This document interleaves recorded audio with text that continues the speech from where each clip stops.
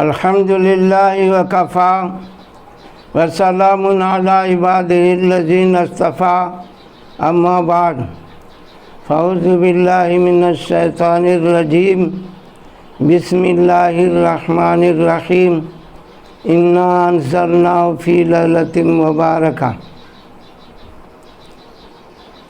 وقال النبی صلی اللہ علیہ وسلم شعبان شہری و رمضان شہر اللہ۔ معزز سامعین کرام، یہ مہینہ شعبان المعظم کا ہے اور رجب کے اندر ہم نے دعا کیا کہ اللہم بارک لی فی رجب و شعبان و بلغنا رمضان، چاند دیکھتے وقت۔ تو یہ شعبان کا مہینہ چل رہا ہے اور عنقریب 15ویں شعبان آنے والا ہے، جو ہفتہ کا دن گزر کے رات ہوگی 14-15 کے بیچ کی رات، وہ 14 دن گزر کر کے 15ویں کی رات جو ہے شب برات ہے۔ تو یہ شعبان المعظم مہینہ تو قرآن شریف میں بتا دیا اِنَّ عِدَّةَ الشُّهُورِ عِندَ اثنا عشر شہرا، کہ سال میں جو ہے 12 مہینے ہوتے ہیں۔ قرآن نے اس کو بھی بتا دیا ہے، ہفتے کو بھی بتا دیا ہے، اسی طریقے سے دن بھی بتایا ہے۔ سبت کے بارے میں جمعہ تو باضابطہ دن ہی بنایا ہے۔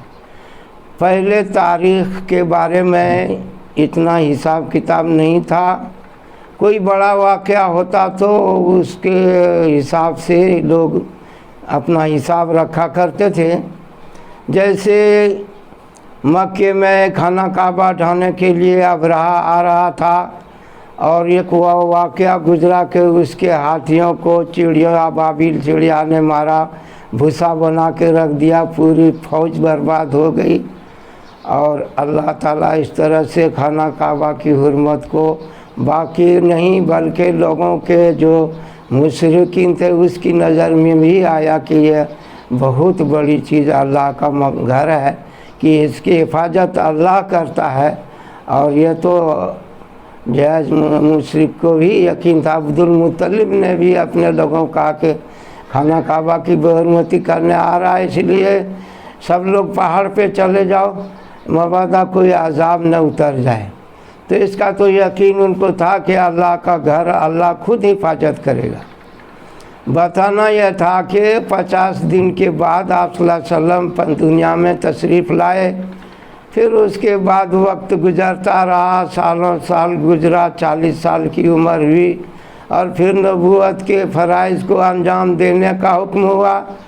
ایسے تو نبوت کا کام، رحمت کا کام تو جب سے آپ کو نور بنایا گیا تب سے پوری کائنات میں ہر جگہ میں آپ صلی اللہ علیہ وسلم کے ذریعے ہی رحمت پھیلائی گئی ہے، چاہے نبوت ملی ہو یا جو کچھ ملا ہو۔ تو اس طریقے سے اب جو ہے آپ کے پیدائش کا 40 سال کے بعد پھر جب اس کام میں لگے تو 13 سال تک مکے میں رہے۔ تو نبوت کے بعد جو ہے نبوت کے اعلان کرنے کے بعد 13 سال تک مکے میں رہے۔ پھر آپ مدینہ تشریف لائے، یہاں آپ کی 63 سال کی زندگی میں وفات ہو جاتی ہے۔ اور پھر اس کے بعد یہ سلسلہ ابو بکر صدیق کو پہنچتا ہے، وہ بھی 2.25 سال میں اس دنیا سے اللہ کے پیارے ہو جاتے ہیں۔ پھر عمر فاروق رضی اللہ عنہ ان کو خلافت کا وقت آیا، تو اب یہ نہیں پتہ چلتا تھا کہ حکم کس سال کا ہے، 23 سال کا ہے یا اس سے پہلے موجودہ حکم ہے یا پچھلا حکم ہے۔ تو اس کے لیے ایک مشورہ طلب کیا گیا کہ جو ہے اس کا سال کا حساب رکھا جائے۔ تو اس سلسلے میں صحابہ کرام سے مشورہ کر کے پوچھا کہ سال کا مہینہ کس مہینے سے شروع کیا جائے، جبکہ محرم بھی گزر چکا تھا اور آگے مہینہ آ چکا تھا، اور یہ مشورہ محرم کے بعد ہو رہا ہے۔ تو اس میں کسی نے کہا کہ دنیا میں جب آپ صلی اللہ علیہ وسلم تشریف لائے تو گویا کہ دنیا میں تمام برکتوں کا مجموعہ تشریف لے آئے اور رحمت آ گیا دنیا میں، تو اس سے بڑھ کے اس دنیا میں کیا سعادت کی بات ہوگی۔ اس لیے جو ہے آپ کے پیدائش کا جو ہے سلسلہ وہاں سے شروع کیا جائے۔ سب کو معلوم ہے کہ ربیع الاول کے جو ہے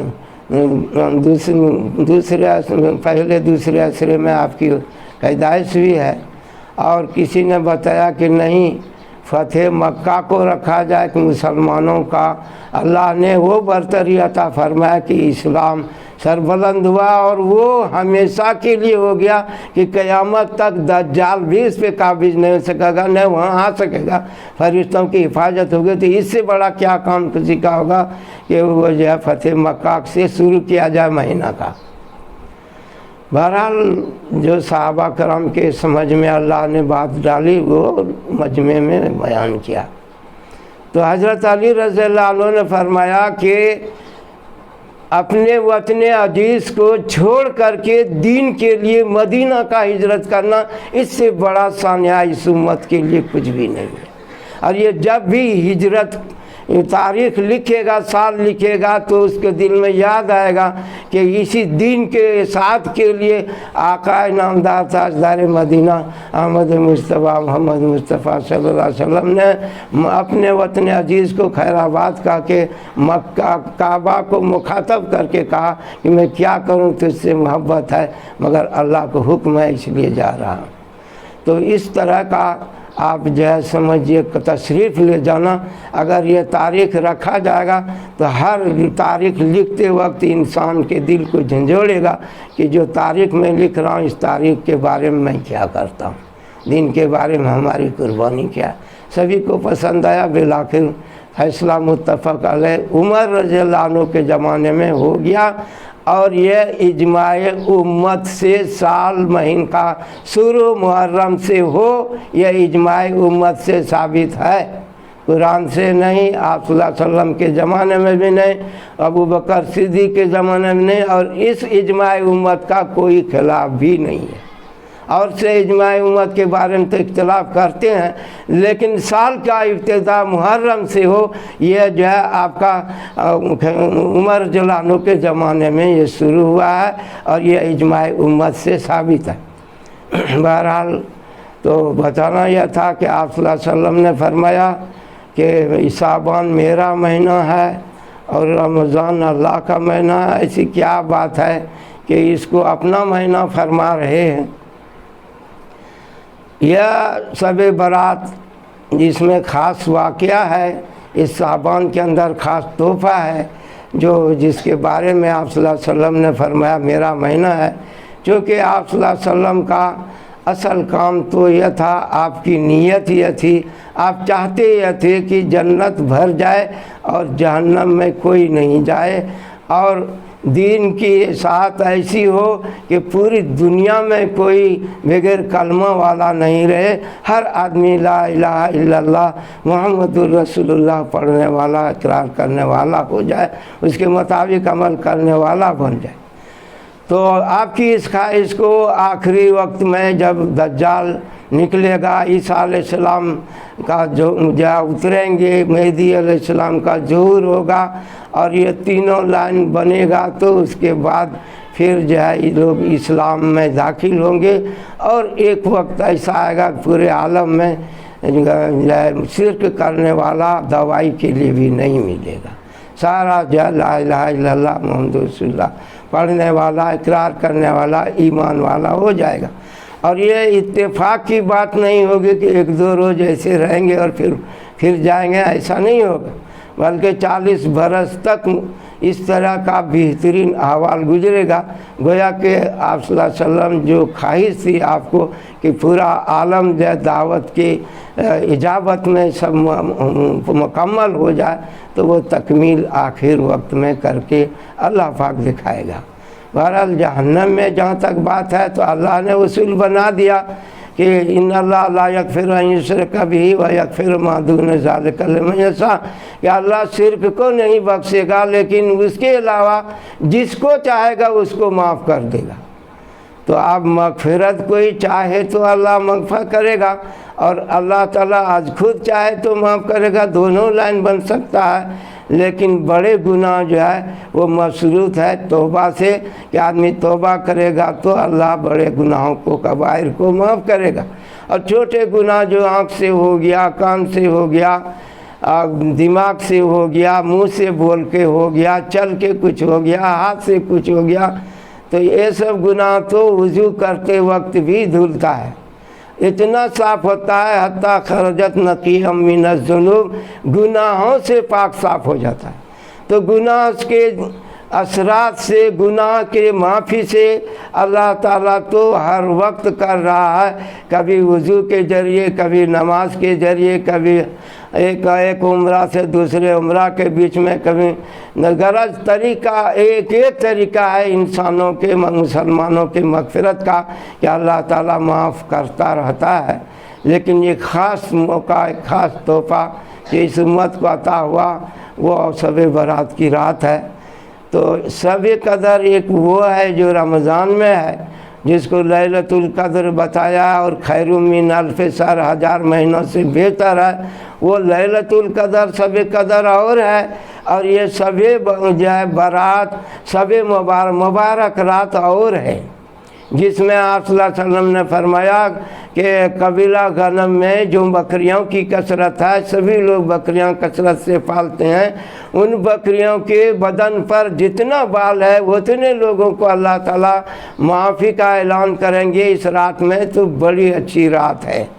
تو اس سے جو ہے یہ رات ایسی رات ہے۔ ہوا یہ تھا، قصہ یہ ہے کہ آپ صلی اللہ علیہ وسلم عشاء کی نماز پڑھ کر کے گھر کو تشریف لائے، کرتا کھول چکے تھے، رکھنا چاہ رہے تھے کہ اب آرام کریں گے۔ اس وقت جبرائیل علیہ السلام آئے اور آپ کو بتایا کہ آپ آرام فرمانا چاہ رہے ہیں۔ کہا کہ ہاں، اب تو نماز ہو گئی، تو اب تو کوئی کام نہیں ہے، آرام کرنا تھا۔ کہا نہیں، آج جو ہے اللہ کے جلوے کی رات ہے، وہ جو بھور کے وقت میں اللہ کی طرف سے انعام ہوتا تھا کہ ہے کوئی مانگنے والا ہم دیں گے، ہے کوئی معافی چاہنے والا ہم معاف کریں گے، ہے کوئی ضرورت مند اس کی ضرورت پوری کریں گے، یہ تو روز ہوتا تھا۔ لیکن آج ایسی رات ہے کہ وہ جو ہے اللہ تعالیٰ لوگوں کو مغفرت دینے کے لیے، ان کی باتوں کو قبول کرنے کے لیے ویسا ہی جو آسمان دنیا پر نزول فرماتے ہیں، یعنی ان کی رحمت نازل ہونے کو تیار ہے۔ تو اس طرح کی رات ہے۔ تو آپ صلی اللہ علیہ وسلم پھر کرتا مبارک کو پہن کے اچانک نکل گئے، چونکہ جبرائیل علیہ السلام نے خبر دیا تھا۔ تو حضرت عائشہ رضی اللہ عنہ کو ایک شک ہوا کہ آپ آرام کر رہے تھے، جا رہے تھے، اور پھر اچانک کپڑا پہن کے کہاں جا رہے ہیں؟ تو آپ کو من میں شک ہوا کہ باری تو آج ہمارے یہاں رہنے کا ہے، تو دوسری جگہ کہاں جاتے ہیں؟ یہ پتہ لگانے کے لیے اس کے پیچھے ہو گئے کہ، اور اس انداز سے پیچھے ہوئی کہ آپ صلی اللہ علیہ وسلم کو پتہ نہیں چلی۔ آپ صلی اللہ علیہ وسلم جنت البقیع تشریف لے گئے، زیادہ دور نہیں ہے جنت البقیع، مسجد نبی کے نزدیک ہی میں ہے۔ تو وہاں تشریف لے گئے، اور اس کے بعد لوگوں کے عامۃ المومنین کے مغفرت کی دعا فرماتے رہے۔ حضرت عائشہ رضی اللہ عنہ سوچی کہ میں کیا غلط فہمی میں مبتلا ہو رہی تھی، آپ تو امت کی مغفرت کی دعا کے لیے تشریف لائے ہیں۔ اب جب انداز کیا کہ آپ واپس ہوں گے، تو یہ دوڑ کر کے پہلے آ گئے، اور اس کے بعد کمرے میں لیٹ گئے۔ آپ صلی اللہ علیہ وسلم بھی تشریف لائے، تب تک آپ کا سانس چڑھ رہا تھا۔ تو آپ صلی اللہ علیہ وسلم کو فکر ہوا کہ بات کیا ہوئی، اتنا تیز کیوں سانس لے رہے ہیں؟ پوچھا ایسا کیا بات ہے تمہارا سانس پھول رہا ہے؟ کہیں گے یا رسول اللہ، مجھے بدگمانی ہو گئی تھی آپ کے بارے میں کہ شاید آپ کسی دوسرے ازواج مطہرات کے پاس تشریف لے جائیں گے، اس لیے میں آپ کے پیچھے پتہ لگانے گئی تھی، لیکن مجھے اللہ معاف کرے، آپ تو لوگوں کی مغفرت کی دعا کر رہے تھے، اس لیے میں دوڑ کے آئے کہ آپ کو پتہ نہیں چلے، لیکن آپ نے میرے اس دوڑنے اور سانس کے تیز ہونے سے آپ پکڑ لیے۔ تو بات اتنا ہی تھی۔ تو آپ صلی اللہ علیہ وسلم نے فرمایا کہ اللہ کا نبی جو ہے عورتوں کے بارے میں ایسا نہیں کر سکتا ہے، یعنی بے انصافی نہیں کر سکتا ہے. سو آج ایسا تم اجازت دو، میں آج اللہ کے حضور سامنے کھڑا ہوں، اور یہ آج بہت اچھی رات ہے، اس لیے میں چاہتا ہوں کہ آج رات عبادت میں گزاروں. بیوی سے اجازت لے کر کے آپ نماز میں کھڑے ہو گئے. آپ صلی اللہ علیہ وسلم نے فرمایا کہ شب برات میں کیا کرنا چاہیے؟ تو کہا کہ قوموا لیالیا وصوموا نہارا، کہ رات میں اللہ کے سامنے کھڑا رہنا چاہیے اور دن میں روزہ رکھنا چاہیے. یہ حدیث ہے. تو وہ جو فضائل ہے شب برات کی اتنا ہی نہیں ہے، بلکہ پچھلا 1 سال جو کچھ کیا آپ نے، نام اعمال پیش ہوتا ہے اللہ کے حضور میں، اور اگلے 1 سال کا رزق لکھا جاتا ہے، موت لکھا جاتا ہے، شادی لکھا جاتا ہے، حج لکھا جاتا ہے. غرض کہ آئندہ 1 سال کا بجٹ جو ہے اس رات میں اللہ پاک بناتا ہے. یوں تو روزی اس وقت لکھ دیا جاتا ہے جب 4 مہینہ کا ہوتا ہے مادر شکم میں، اور اس کے بعد جو ہے اس کی روح ڈالی جاتی ہے، اور یہ نیک ہوگا، اس کی موت سعادت پر ہوگی، یا شقی ہوگا، اس کا جو ہے اس ایمان پر خاتمہ نہیں ہو سکے گا، ایسا ہوگا. یہ بھی لکھا جاتا ہے کہ شقی ہوگا یا شہید ہوگا. اور رزق بھی لکھا جاتا ہے کہ یہ پوری زندگی میں کتنا رزق پائے گا، پانی کتنا پیے گا، صحت کیسی رہے گی، کس کس طرح کے حالات ہوں گے. غرض کہ از اول تا آخر سب کچھ لکھا جاتا ہے. تو ایک تو تقدیر ایسا ہے، اور کچھ تقدیر معلق کہتے ہیں کہ اگر یہ دعا کر لے گا تو اس کو ایسا نواز دیں گی. اس لیے شعبان المعظم کی 15ویں رات کو اب دعا کرنی چاہیے کہ اللہ اگر آپ کا لوح محفوظ میں میرے بارے میں شقی کی فہرست میں لکھا ہوا ہے تو شقی کی فہرست سے ہمارا نام ہٹا کر کے شہید کی فہرست میں ڈال دیجیے. اور رزق کے بارے میں دعا کرنا، گناہوں سے معافی چاہنا، اور صحیح دل سے توبہ کرنا یہ ضروری ہے. تو آپ کبائر سے، صغائر سے، ہر گناہوں سے، کھلے چھپے گناہوں سے ہم توبہ کریں گے. اللہ تو اسی کے لیے یہ رات، پوری رات مبارک رات بنایا ہے. اس مبارک رات میں کیا کرنا چاہیے؟ آپ صلی اللہ علیہ وسلم پوری رات نماز پڑھ کے گزار دی. اب اور لوگوں کو بھی یہ بتایا کہ قوموا لیالیا وصوموا نہارا، دن میں روزہ رکھ لینا، رات میں قیام کرنا. اب اس درجے کی ہمتیں نہیں ہیں جو رات بھر عبادت میں رہے. تو عبادت میں 2 طریقہ ہے. ایک یہ ہے کہ پورا قرآن پڑھا جائے. تو جس کو قرات اور قرآن پڑھنا مقصد ہے نماز میں، تو وہ جو ہے رکعت کم کر لی، کیونکہ بار بار رکوع سجدہ، یہ تو نفل نماز ہے، اس لیے بار بار رکوع سجدہ زیادہ رکعت کرے گا تو تلاوت کم ہو جائے گی. تو اگر تلاوت زیادہ کرنا ہے تو رکعت کم کرے، اور تلاوت کم کرنا ہے تو رکعت کو زیادہ کر لی. اب کوئی 100 رکعت بھی پڑھتے، کوئی 50 رکعت پڑھتے. غرض ہمت کی بات ہے. تہجد تو ویسے 12 رکعت پڑھنے کا ہے جو بھور میں پڑھتے ہیں، اور اس کا وقت جو ہے وہ سحر کا وقت جو چھٹا حصہ وقت ہوتا ہے وہی وقت نہیں ہے. عشاء کی نماز کے بعد بھی آپ تہجد پڑھ سکتے ہیں. اور پھر ایک بات اور ہوتی ہے کہ جو ہے وہ رکعت کی بات ہو گئی، آپ کوئی دیکھ کے قرآن شریف پڑھے تو یہ بھی نیکی ہے. کوئی ذکر میں مشغول ہو، یہ بھی نیکی ہے. غرض کہ رات کو جاگنا قیام لیل میں شمار ہوتا ہے. قوموا لیالیا کا معنی ظاہراً کھڑا ہونا، یا حکماً یاد کرتے رہنا اللہ کو، یہ بھی قیام لیل ہے. چاہے وہ نماز میں گزارے، چاہے وہ رکعت زیادہ ہو، چاہے تلاوت زیادہ ہو، یا نہیں تو بیٹھ کے پڑھتا ہو، یا ذکر و اذکار میں ہو، یا مختلف قسم کے کاموں میں، نیکی کے کاموں میں مشغول ہو، لہو و لعب میں مشغول نہ ہو. یہ وہ مبارک رات ہے جس میں ہمارا پچھلا 1 سال کا عمل مقبول ہوگا. آپ صلی اللہ علیہ وسلم تو شعبان شروع ہوا، روزہ شروع کر دی، اور پورا شعبان بھی روزہ رکھے. لوگوں نے پوچھا یا رسول اللہ کیا یہ بھی روزہ رکھنے کا؟ شعبان میں بھی کہا کہ اس میں جو ہے اللہ تعالیٰ کے یہاں سال بھر کا عمل پیش ہوتا ہے، تو میں چاہتا ہوں کہ میرا عمل اس حال میں پیش ہو کہ میں روزہ دار بھی ہوں، تو میں اسی لیے روزہ رکھا۔ لیکن اس امت کے اوپر اجراء شفقت فرمایا کہ اذن تصف صابان فلا صوم الا رمضان، کہ دیکھو آدھا صابان گزر جائے تو تم لوگ روزہ مت رکھو، رمضان ہی کا روزہ رکھنا۔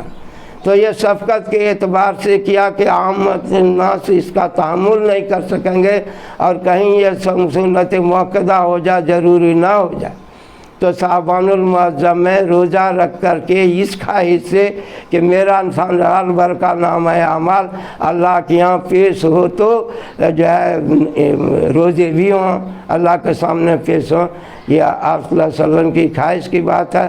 ویسے اس عالم میں ایسے بھی لوگ ہیں جو سالوں بھر روزہ رکھتے ہیں، سوائے ان چند ایام کے جس میں منع ہے۔ کوئی جو ہے ایک روز چھوڑ کے ایک روز روزہ رکھتے ہیں۔ غرض روزہ رکھنے والوں کی کہ بہت سے لوگ ہیں جو ہر مہینے 3 روزہ رکھتے ہیں، یا ایام بیچ کے روزے رکھتے ہیں، کوئی جمعرات اور جمعہ کا روزہ رکھتے ہیں۔ تو روزہ رکھنے والوں میں مختلف اعمال پھیلا ہوا ہے، جس کی جیسی ہمتیں ہیں لوگ رکھتے ہیں، لیکن شعبان کے بارے میں ایک روزہ تو فائنل ہے۔ اب 2 روزہ رکھے کوئی اس نیت سے کہ کہیں 2 روزہ مکروہ، 1 روزہ مکروہ ہوتا ہے، لیکن یہاں کراہت تو کا تو استوا نہیں ہے، چونکہ ایسا ہی بتایا گیا۔ لیکن 2 روزہ کوئی رکھے، ہفتہ کو بھی اتوار کو بھی تو رکھ سکتا ہے، نفلی روزہ رکھنا صحیح ہے۔ بہرحال تو اصل فضائل تو 15ویں شعبان کے رات کو اللہ کے یاد میں گزارنے کا، امت کے لیے مغفرت کا۔ تو اس میں ایک بات یہ بھی ہو گئی کہ آپ صلی اللہ علیہ وسلم گئے تھے قبرستان، اس لیے قبرستان میں جانا اور زیارت قبور کر کے ان کے لیے ایصال ثواب کرنا، اور پھر مقصد یہ بھی ہے کہ آدمی کو آخرت یاد نہیں ہوتی ہے، وہ قبرستان آخرت کو یاد دلانے والی، خاموش طور پر نصیحت کرنے والی جگہ قبر ہے، جو اعلان کرتے ہیں روزانہ کہ میں کیڑے مکوڑے کا گھر ہوں، تنہائی کا گھر ہوں، پریشانیوں کا گھر ہوں، تمہیں یہاں آنا ہے تو تم اچھے اعمال کر کے آؤ۔ تو یہ نصیحت لے کے آئے گا کہ آج ہمارے عزیز و اقارب، ہمارے بڑے آرام کر رہے ہیں قبرستان میں، عالم برزخ میں پہنچے ہیں، تو ہمیں بھی ایک دن آنا ہے، وہاں سے آئے گا تو ہمت بڑھے گی، تو عبادت میں طبیعت لگے گی۔ تو ایک تو یہ ہے کہ زیارت قبرستان میں دعا بھی ہو گئی، اور دل نرم بھی ہوا، اور ہمت بھی بڑھی، اور کام کریں گے۔ بہت سے لوگ جو ہے شروع میں نہیں جاتے، بلکہ رات بھر عبادت کر کے آخری وقت میں جا کے ثواب پہنچانے کی نیت سے جاتے ہیں، پر ہر طرح جائز ہے، ثواب پہلے پہنچائیں بعد میں پہنچائیں، رات ہی میں تو پہنچانا ہے، لیکن آپ صلی اللہ علیہ وسلم نے شروع میں ہی ایصال ثواب کیا، پھر اس کے بعد آپ نماز میں وقت گزاری۔ تو یہ جو ہے اگلے 1 سال کا بجٹ ہے۔ بزرگان دین کے ہاں مغرب کے بعد سورہ یاسین پڑھنے کا معمول رہا ہے۔ سورہ یاسین وہ سورہ ہے جو قرآن کا دل ہے، اور اس سورہ کو جس نیت سے پڑھے وہ اللہ کو قبول ہے، وہ حاصل ہوگا۔ تو اگر کوئی سورہ یاسین پڑھے اس نیت سے کہ ہمارا آئندہ 1 سال تک رزق میں برکت ہو، تو برکت کی نیت سے پڑھے، اور اس کے بعد جو ہے ختم کر کے برکت میں، رزق میں برکت کے لیے دعا کرے، اور اپنے آپ کو شہید ہونے کا دعا کرے، گناہوں کی مغفرت کا دعا کرے، اپنے ساتھ اپنے ماں باپ، رشتہ دار، دوست احباب جو بھی ہے، دوسروں کو بھی دعا میں شامل کرے، تاکہ یہ دعا اور زیادہ قبولیت کا لائن بن سکے۔ شروع، بیچ اور آخر میں درود شریف پڑھ کے دعا کرے، وہ دعا مقبول ہے۔ تو رزق میں برکت کے لیے 1 مرتبہ سورہ یاسین پڑھیں گے، پھر دوبارہ رزق میں برکت ہو گئی اور سالوں بھر بیمار رہا، پریشان رہا، تو آدمی چاہتا ہے کہ صحت بھی اچھی ہو، تو دوبارہ آپ اس نیت سے سورہ یاسین پڑھیں کہ ہم جو ہے ہمارا سال بھر میں اس طرح کا گڑبڑی صحت خراب نہ ہو کہ ہم بجائے گھر میں رہنے کا ہاسپٹل میں بھرتی ہوں، ہم خود بھی پریشان ہوں، گھر کے لوگوں کو بھی پریشان ہے، اخراجات میں بھی پڑ جائیں۔ تو ایسے بیماریوں سے ہم پناہ چاہیں، دعا کریں کہ ہماری صحت آئندہ اچھی رہے۔ اگر جو ہے صحت تو پھر بھی بعد میں بھی دعا کریں۔ اور اس طرح سے تیسری مرتبہ اب صحت بھی اچھی مل گئی، مغفرت بھی ہو گئی، اور جو ہے رزق بھی مل گیا، صحت مل گئی، اب آپ گزر گئے تو کیا کام دیا؟ تو اب جو ہے درازی عمر کے بارے میں آپ پھر پڑھیں گے کہ اللہ عمر میں برکت ہو، صحت عافیت کے ساتھ رزق میں برکت کے ساتھ عمر کی درازی بھی ہو۔ پھر جو ہے اب یہ سب کام ہو گیا تو کبھی ایسا ہوتا ہے کہ آپ کو رزق اچھا ہے، صحت اچھی ہے، عمر بھی لمبی ہے، لیکن دشمن آپ کے پیچھے لگ گیا، چین سے رہنے نہیں دے گا، تو اس نیت سے بھی آپ پڑھیں کہ اللہ کوئی ایسا دشمن، ایسا ظالم ہم پر مسلط نہ ہو کہ جس کی وجہ سے جو ہے ہم ہر چیز ناکام ہو جائے اور الٹا جو ہے پریشانی میں پڑے۔ تو بہرحال سورہ یاسین اللہ تعالیٰ کی طرف سے ایک بہت بڑا انعام ہے۔ اس میں یہ کوئی یہ چیز نہیں ہے کہ یہی چیز لینا، جس چیز کے بارے میں آپ پڑھیں گے اللہ اس کو قبول کرے گا، اس میں خرچ نہیں ہے۔ اور آدمی جب روزہ رکھتا ہے تو روزہ کے بارے میں افطار کا فضیلت تو روزے میں بتایا کہ افطار کر رہا ہو تو آپ کسی کو افطار کرائیں گے تو کچھ نہیں ہو تو پانی ہی صحیح، تھوڑا سا کھجور ہی صحیح افطار کرائیں گے تو اس کو جو ثواب روزہ رکھنے میں ملے گا آپ کو افطار کرانے میں مل جائے گا۔ اور روزے دار کے